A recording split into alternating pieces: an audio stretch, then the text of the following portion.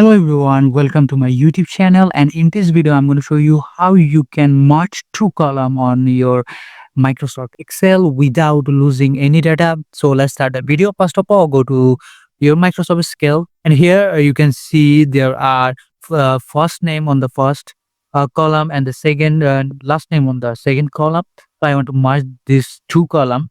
So first of all, I will select this one, and after that just press equal sign and type concat.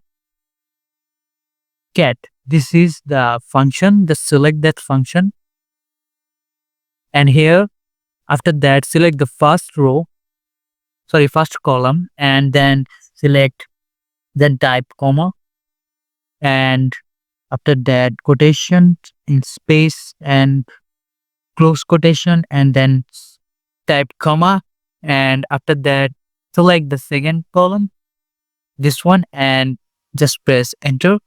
And as you can see, the first two column and the second column is merged, and there are no uh, loss of data.